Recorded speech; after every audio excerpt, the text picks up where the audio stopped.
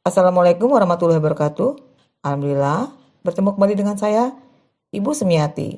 Kali ini, saya akan melanjutkan penjelasan tentang bagaimana penyusunan buku besar pembantu piutang, utang, dan penyusunan daftar saldo piutang dan utang untuk kasus uji kompetensi tahun pelajaran 2019-2020 paket 1 yaitu tentang perusahaan jasa. Ya, yang nama perusahaannya adalah Salon Cantik. Sebelum kita mulai pembelajarannya, marilah kita sama-sama melafazkan basmalah. Bismillahirrohmanirrohim. Baiklah, sekarang saya akan mulai memberikan penjelasan bagaimana cara menyusun buku besar pembantu piutang maupun pembantu utang. Caranya, yang pertama kamu lihat terlebih dahulu daftar customer maupun daftar supplier. Nah, daftar customer dan supplier ini letaknya di bawah neraca saldo. Ya, kalau kamu lihat di sini, ini ada daftar customer. Nah, daftar customer ini sebagai sumber data kita untuk membuat buku besar pembantu piutang. Sementara untuk daftar supplier ini sebagai data kita untuk membuat buku besar pembantu utang. Nah, caranya sekarang kita lihat daftar customer-nya. Nah, untuk daftar customer ini ada 3. Berarti kita membuat buku besar pembantu piutangnya ada 3. Sementara untuk daftar supplier juga ada 3. Berarti kita juga untuk supplier kita buat 3 pembantu utangnya. Nah, sekarang caranya ya. Nah, yang pertama untuk daftar customer. Nah, seperti yang saya bilang tadi, sumber untuk membuat buku besar pembantu piutang kita dari daftar customer. Maka kamu lihat di sini, ini adalah buku besar pembantu piutang.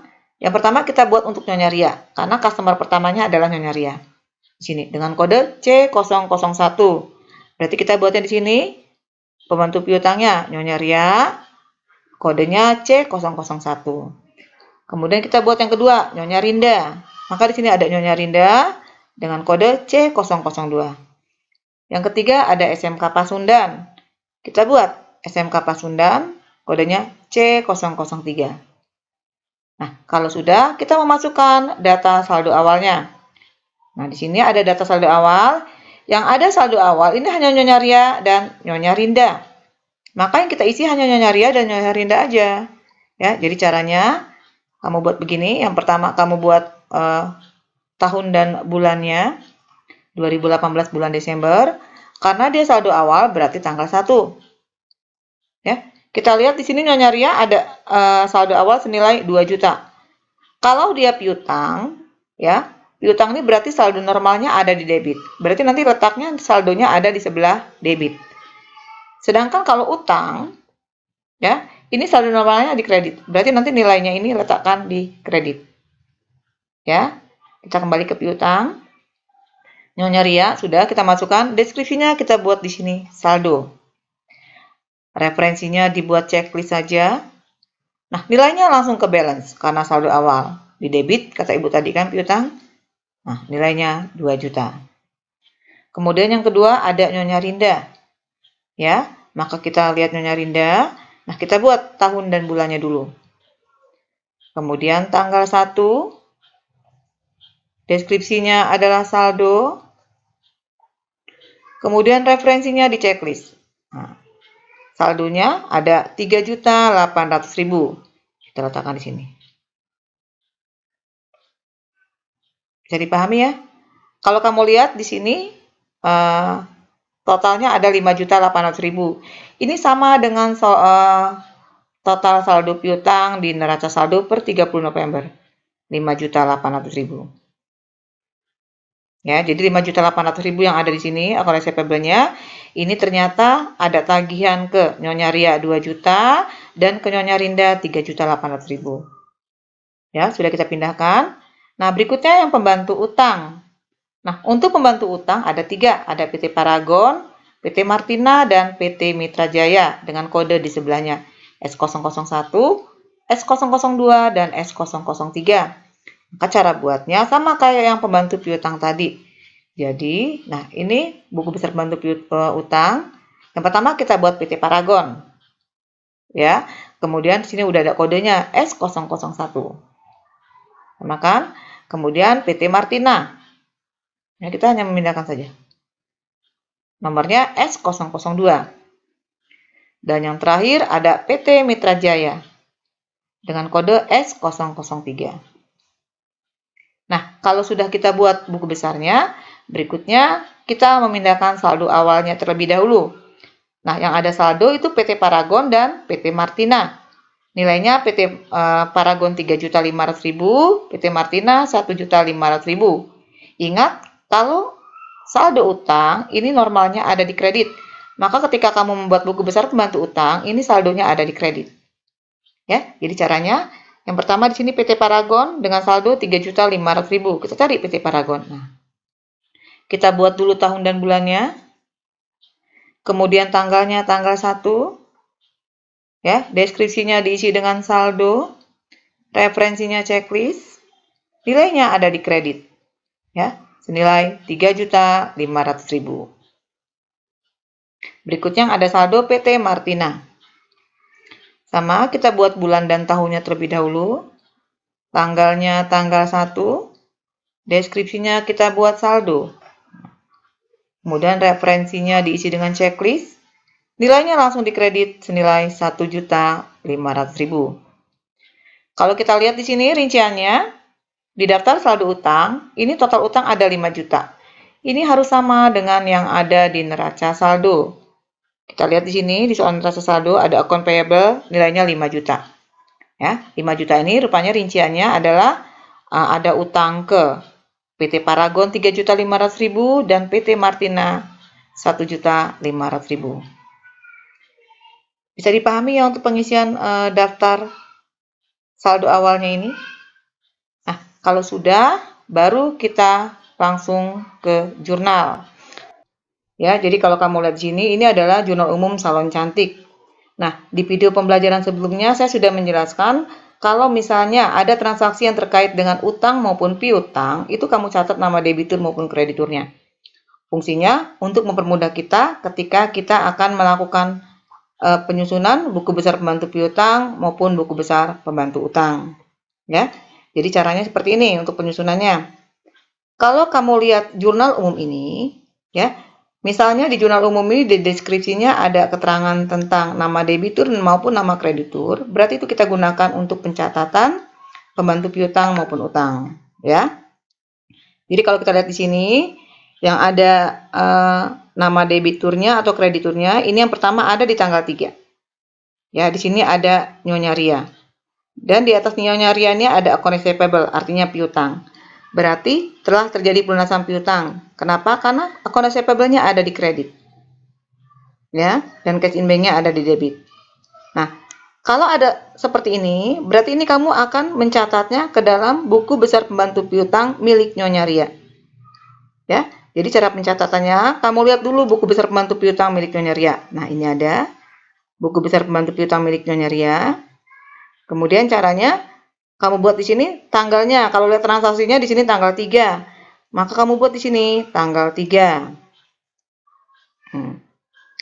Deskripsinya diisi dengan boleh pelunasan piutang atau boleh juga dengan nama jurnal. Jurnal umum. Nah, referensinya diisi dengan halaman jurnal. Ya, di sini saya isi halaman 1. Kenapa? Karena jurnal umumnya ini halaman 1. Bisa dipahami ya? Nah, di sini account receivable-nya ada di kredit 2 juta. Maka nilainya ada di kredit. Yang kita lihat adalah nama akun account receivable untuk piutang atau account payable untuk utang. Nah, kalau kita lihat di sini, awalnya ada saldo debit 2 juta. Kemudian ada kredit 2 juta. Debit ketemu kredit berarti dikurang. Sehingga saldonya menjadi 0. Bisa dipahami ya? Nah, berikutnya kita lihat lagi yang ada nama debitur atau kreditur ada di tanggal 6. Ya, di sini ada Nyonya Rinda. Account receivable-nya ada di sebelah debit. Ya, berarti kamu lihat nama buku besar pembantu piutang milik Nyonya Rinda. Ada di bawahnya nih. Kita buat tanggalnya sesuai dengan tanggal di jurnal. Ya, kalau kita lihat di sini tanggalnya tanggal 6. Berarti di sini buat tanggal 6. Deskripsinya berarti jurnal umum. Halamannya masih halaman 1. Ya, kalau kamu lihat account receivable di tanggal 6 ini ada di sebelah debit 8 juta. Maka letakkan nilainya di debit 8 juta. Nah, Debit ketemu debit berarti ditambah. Nilainya menjadi Rp11.800.000. Nah, selesai Nyonya Rinda, kita lihat lagi ada nggak nama debitur atau kreditur? Ada lagi, masih di tanggal 6, yaitu PT Paragon. Tapi di sini nama akunnya adalah account payable, berarti utang dagang. Berarti ini kita akan masukkan ke dalam buku besar pembantu utang milik PT Paragon, nilainya diletakkan di sebelah debit. Karena akun account payable-nya ada di sebelah debit. Paham ya?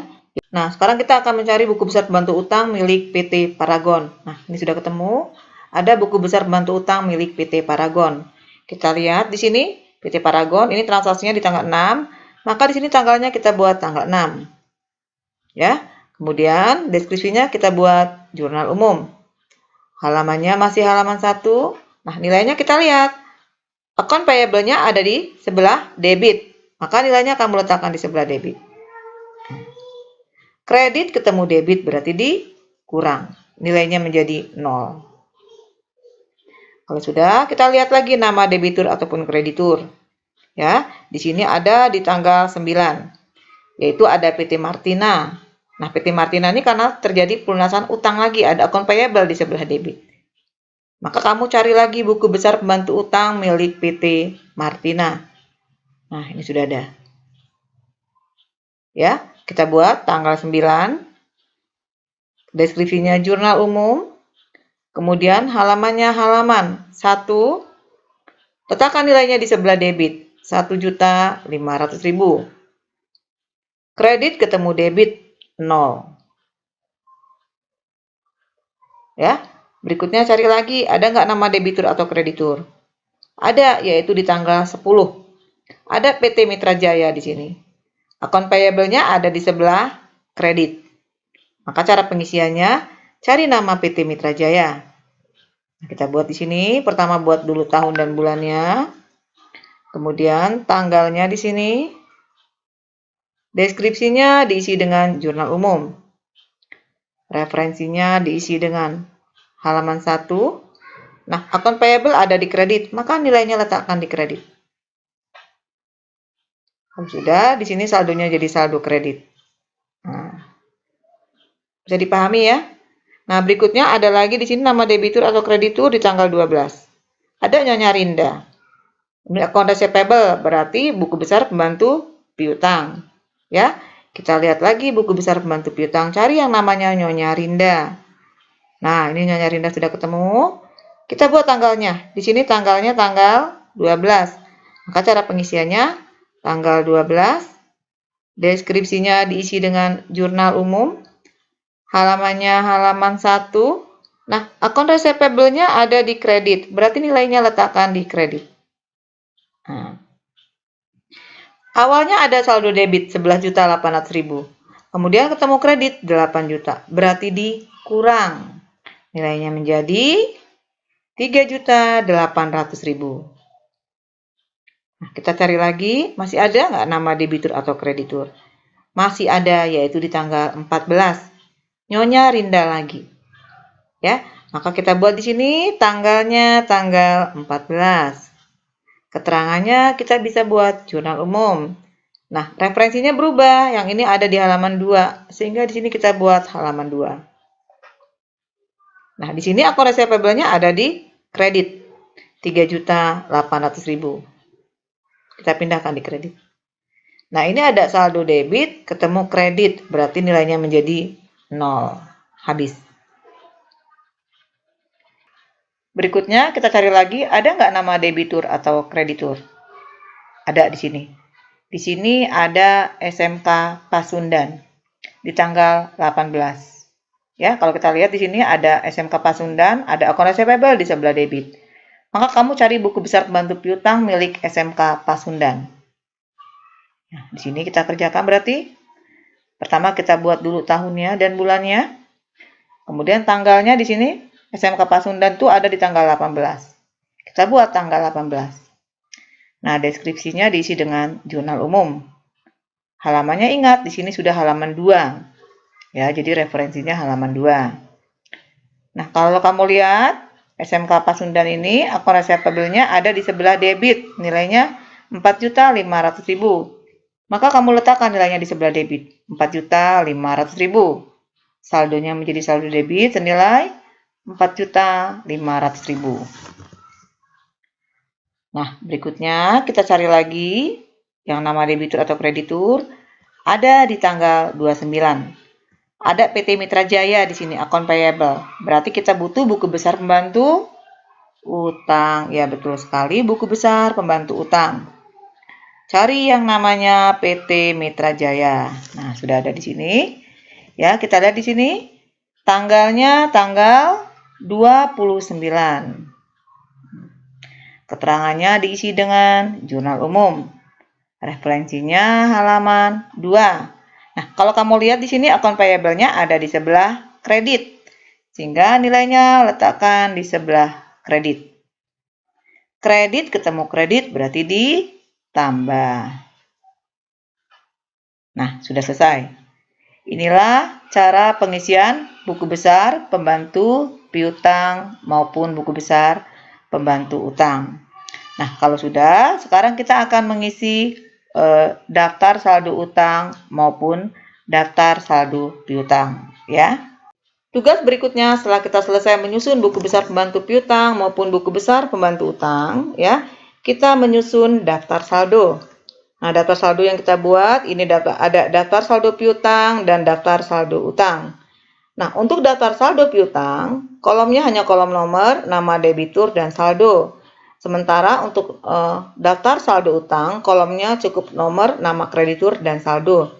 Nah, sekarang caranya. Untuk mengisi kolom daftar saldo piutang, data yang kamu butuhkan adalah buku besar pembantu piutang. Jadi di sini nama customer-nya kamu catat dulu semua, ya. Jadi ada Nyonya Ria dengan kode C001, kemudian ada Nyonya Rinda dengan kode C002, dan SMK Pasundan dengan kode C003, ya. Jadi kita pindahkan dulu namanya serta nomornya. Nah, kita sudah pindahkan. Nah, berikutnya kita pindahkan saldonya. Yang pertama untuk Nyonya Ria, saldo akhirnya 0, berarti kita buat 0 di sini. Berikutnya Nyonya Rinda, saldo akhirnya 0 juga, berarti 0 lagi di sini. Dan yang terakhir ada SMK Pasundan. Ada saldo 4.500.000. Berarti ada nilai 4.500.000 di sini. Jadi total daftar saldo piutangnya ini hanya ada 4.500.000. Nah, berikutnya kita akan memindahkan yang pembantu utang. Untuk kolom daftar saldo utang.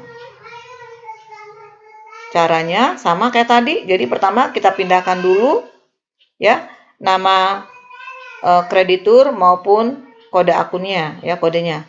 Jadi di sini ada PT Paragon dengan kode S001, kemudian PT Martina dengan kode S002, dan ada PT Mitra Jaya dengan kode S003. Kita pindahkan dulu namanya. Nah, kalau sudah sama kayak pembantu piutang tadi, kita lihat saldo akhirnya. Ya, kita lihat saldo akhirnya di sini. Untuk PT Paragon, saldo akhirnya 0. Berarti di sini juga 0. Kemudian PT Martina, saldo akhirnya juga 0. Berarti di sini 0 juga. Dan yang terakhir ada PT Mitra Jaya, ada saldo 8.800.000. Berarti di sini kita tulis 8.800.000. Kalau sudah kita jumlahkan, total saldo utang ada 8.800.000.